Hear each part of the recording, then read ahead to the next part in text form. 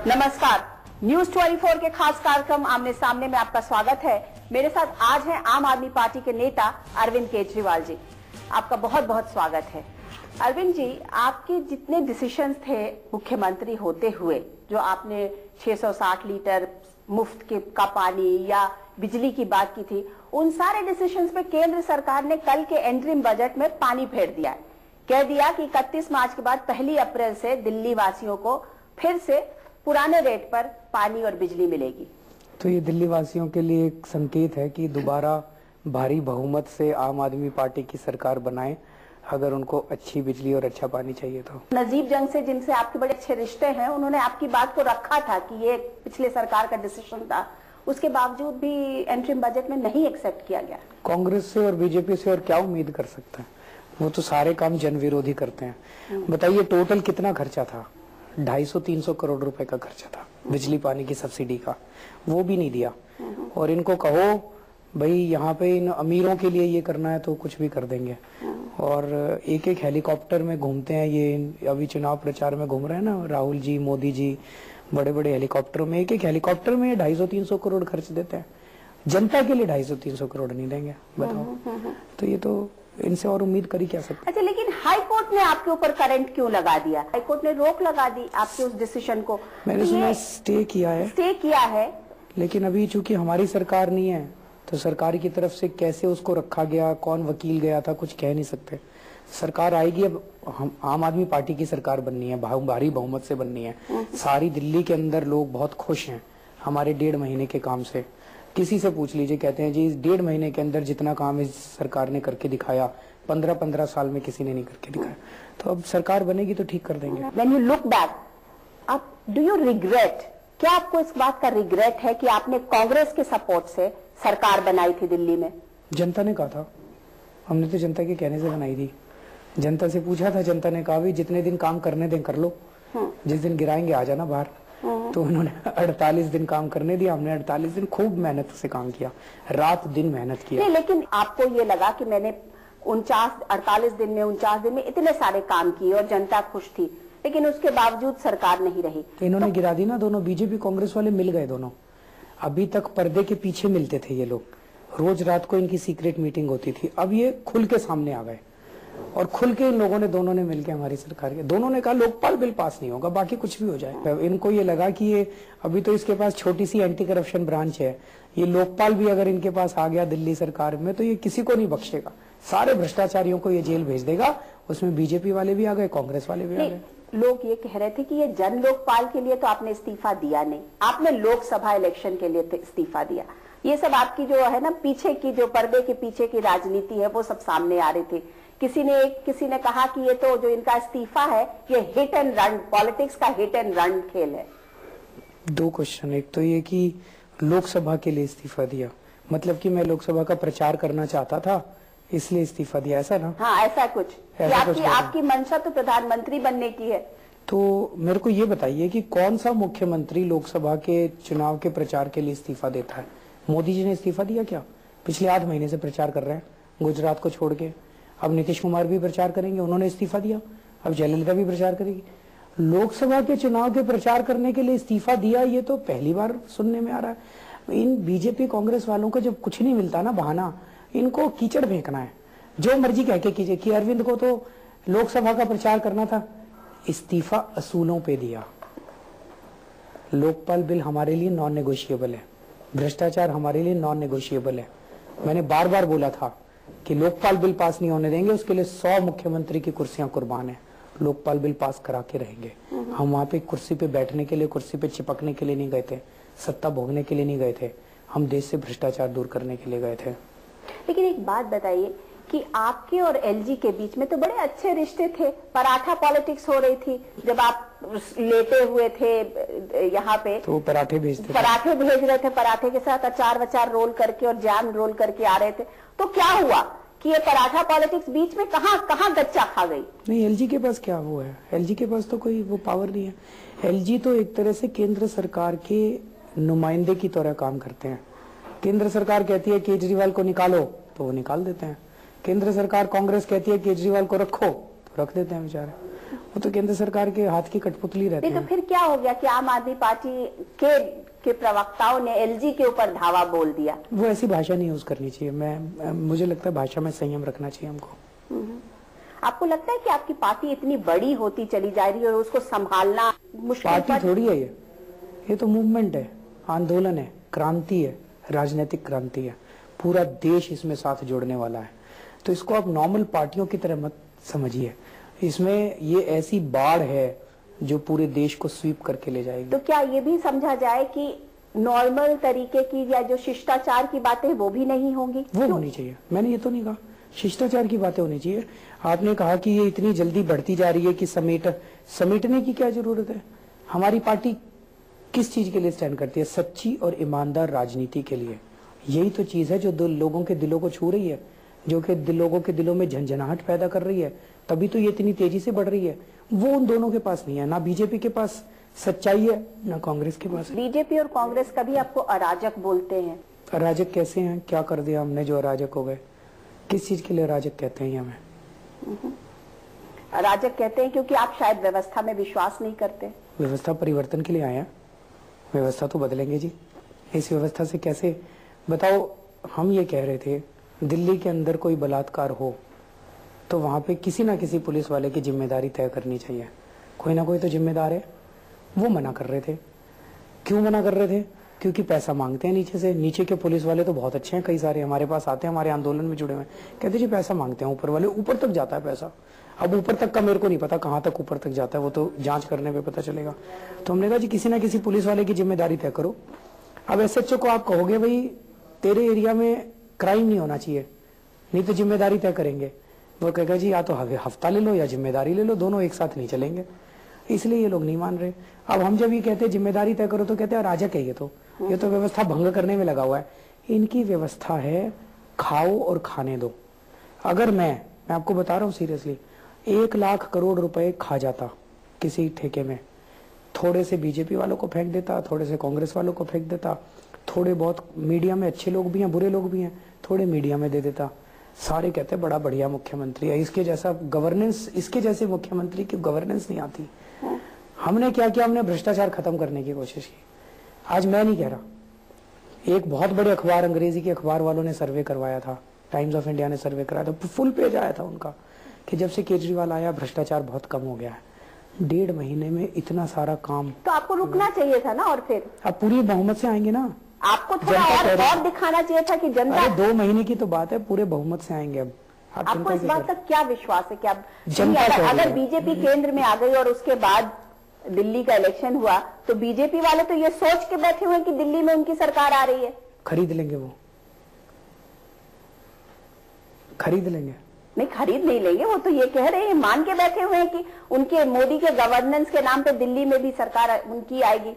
मोदी के गवर्नेंस से वोट तो नहीं मिलने वाले दिल्ली में। हाँ, खरीद फरोख्त कर ले बीजेपी वाले, कांग्रेस को तोड़ ले। हमारी पार्टी तो टूटती नहीं है क्योंकि 2/3 चाहिए होता है। 27 है, 18 तोड़ने पड़ेंगे हमारी पार्टी से। 18 नहीं टूटने वाले हमारी पार्टी से। कांग्रेस टूट जाए, जानबूझ के टूट जाए, आम आदमी पार्टी को बाहर रखना है, कांग्रेस और बीजेपी वाले मिल जाए, हो सकता है। तो वो मिलके 5 साल की फिर सरकार भी तो चला सकते हैं, बना लेंगे। फिर अरविंद केजरीवाल के मूवमेंट का क्या होगा? मेरा मूवमेंट जी सत्ता के लिए नहीं है। मैं आऊं या ना आऊं, मैं मुख्यमंत्री बनने के लिए थोड़ी आया हूं, देश बचाने के लिए आया हूं। करेंगे तो जब भी चुनाव होंगे जनता सबक सिखाएगी। अरविंद जी, लोग बोलते हैं कि बार बार अरविंद केजरीवाल ये कहते हैं कि मैं मुख्यमंत्री बनने थोड़ी आया हूं, देश बचाने आया हूं। तो क्या अरविंद केजरीवाल ही देश बचा सकते हैं और कोई नहीं है? एक ही आदमी बचा सकता है इस देश का, आम आदमी। मेरी भी कोई औकात नहीं है बार बार ये कहा है। ये जो आम जनता है ना इस देश की, वो जिस दिन खड़ी हो जाए ये बड़े बड़े शासन डोल जाएंगे। वो खड़ी हो रही है, जनता खड़ी हो रही है, मेरी औकात नहीं है, जनता सबक सिखाएगी। अच्छा, ये बताइए, आप लोकसभा का चुनाव लड़ रहे हैं कि नहीं लड़ रहे? पता नहीं, मेरा लड़ना ना लड़ना, मैंने बार बार बोला मैं बहुत छोटा आदमी। आजकल आपके रडार पर मोदी है, राहुल के गांधी थे या कांग्रेस तो थी, आजकल आपके रडार पे जैसे कहते नरेंद्र मोदी जोर शोर से हैं। तो मैं जनता को ये बताने की कोशिश कर रहा हूँ कि इस देश में सत्ता कौन चला रहा है अभी। मनमोहन सिंह चला रहे हैं या राहुल गांधी चला रहे हैं या सोनिया गांधी चला रही हैं? इन तीनों में से कोई नहीं चला रहा।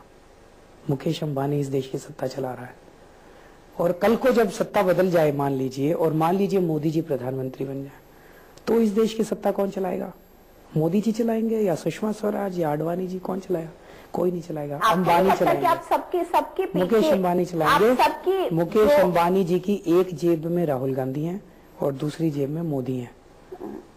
मुकेश अंबानी जी दोनों पार्टियों को, मोदी जी को भी और उनको भी पैसा देते हैं चुनाव लड़ने के लिए खूब जम के, 500 करोड़ 1000 करोड़, और इनको हेलीकॉप्टर देते हैं, हवाई जहाज देते हैं। फिर जो भी जीत के आ जाए, आदमी तो मोदी का ही है, आदमी तो अंबानी का ही है। आपको नहीं लगता कि ये कुछ ज्यादा ही है? मैंने तो बहुत कम बोला है जी। जिस दिन सच्चाई बाहर आ जाएगी तो पता चलेगा कि वो असलियत में तो बहुत ज्यादा है। असलियत में तो अंदर कबाड़ हो चुका है। अच्छा ये बताइए, आपसे मैंने पहले भी पूछा कि आप लोकसभा का इलेक्शन लड़ रहे हैं कि नहीं लड़ रहे। दिल्ली की बात थी तो आपने टाल ठोक के बोला था कि शीला दीक्षित जहां जहां से लड़ेंगी मैं वहां से लड़ूंगा। अब नरेंद्र मोदी के खिलाफ अरविंद केजरीवाल क्यों नहीं आ रहे हैं सामने? राहुल गांधी को लड़ना चाहिए ना, सारा काम हम थोड़ी करेंगे। ये दोनों आपस में क्यों नहीं लड़ते? ये बताओ, राहुल जी के खिलाफ बीजेपी ने कभी भी स्ट्रॉन्ग कैंडिडेट क्यों नहीं खड़ा किया?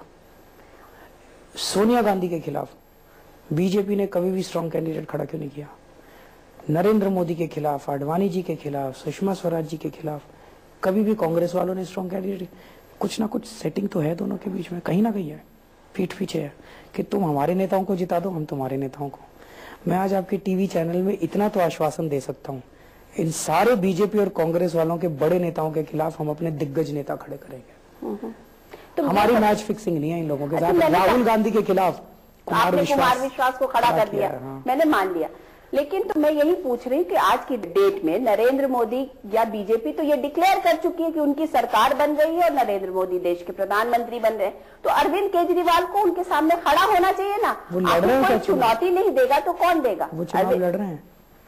हाँ, वो चुनाव लड़ रहे हैं, कहा उन्होंने। दिन वो कहेंगे हम भी बता देंगे। तो क्या ये मान लिया जाए कि जिस दिन नरेंद्र मोदी अपना डिक्लेयर करेंगे कि मुझे वो चुनाव लड़ रहे, तो क्या उसी दिन अरविंद केजरीवाल भी आएंगे चुनाव के मैदान में? मैं कुछ नहीं कह सकता अभी। मेरे अरविंद केजरीवाल इम्पोर्टेंट नहीं है, देश इम्पोर्टेंट है और इन सब लोगों को चुनौती देना इम्पोर्टेंट है और हम चुनौती देंगे। केजरीवाल देगा, कोई और देगा, कोई और भी बड़ा भारी भरकम आदमी मिल सकता है, कोई और भी दे सकता है। हम तो बहुत छोटे लोग हैं, हमारी क्या औकात है, हम बहुत छोटे। एक तरफ तो हम व्यवस्था बदलने की बात करते हैं और दूसरे तरफ कहते हैं मैं बहुत छोटा हूँ। ये तो नहीं चलेगा, ये डुअल चीज नहीं चल सकती अरविंद जी। व्यवस्था इस देश की जनता बदलेगी। जनता बदलेगी तो जनता के फेस तो आजकल आप बने हुए हैं। मैं बहुत छोटा आदमी हूँ। नहीं, जनता बदलेगी जी। चुनाव लड़ूंगा भी नहीं लड़ूंगा मुझे नहीं पता। मैं यहाँ कोई रोज चुनाव लड़ने थोड़ी आया हूँ, देखेंगे जब समय आएगा देखेंगे। ये बताइए कि आपने क्या आंका है कि आम आदमी पार्टी को लोकसभा चुनाव में किस तरीके का पॉलिटिकल सिनेरियो आप देख रहे हैं? मुझे लगता है कि देश की जनता को ये समझना पड़ेगा कि देखिए, जनता यूपीए से बहुत ज्यादा परेशान हो चुकी है, इस बात में कोई दो राय नहीं है। और यूपीए के घोटालों से, यूपीए की महंगाई से, यूपीए की बेशर्मी से, यूपी की एग्रेसिवनेस से, उनकी एरोगेंस से जनता बहुत परेशान है। यूपी के तो सबक सिखाने वाली है। यूपी का तो पूरा एग्जिस्टेंस ही खत्म ना हो जाए। मोदी जी को लेके लोगों को एक ऑल्टरनेट दिखाई दे रहा था कि मोदी जी एक ऑल्टरनेट है, मोदी जी ऑल्टरनेट है। लेकिन ये समझना पड़ेगा कि मोदी जी उसी व्यवस्था के एक हिस्सा हैं। मोदी जी क्या कह रहे हैं कि ये व्यवस्था बहुत अच्छी है, ये राजनीति बहुत अच्छी है और इसी राजनीति को इस्तेमाल करके मैं विकास करूंगा, ये कह रहे हैं वो। हम ये कह रहे हैं कि इस राजनीति के जरिए विकास नहीं हो सकता, विनाश हो सकता है। इस देश की राजनीति को बदलना पड़ेगा, इस देश की राजनीति को ईमानदार बनाना पड़ेगा और इस देश की राजनीति जो आज वीआईपी की राजनीति बन गई है उसे जनता की राजनीति बनाना पड़ेगा। ये हम लोगों का कहना है। जमीन आसमान का अंतर है दोनों में। हम ये कह रहे हैं कि अंबानी, मुकेश अंबानी मोदी जी को भी पैसा देता है और राहुल को भी पैसा देता है चुनाव लड़ने के लिए। दोनों को हवाई जहाज और हेलीकॉप्टर देता है चुनाव लड़ने के लिए।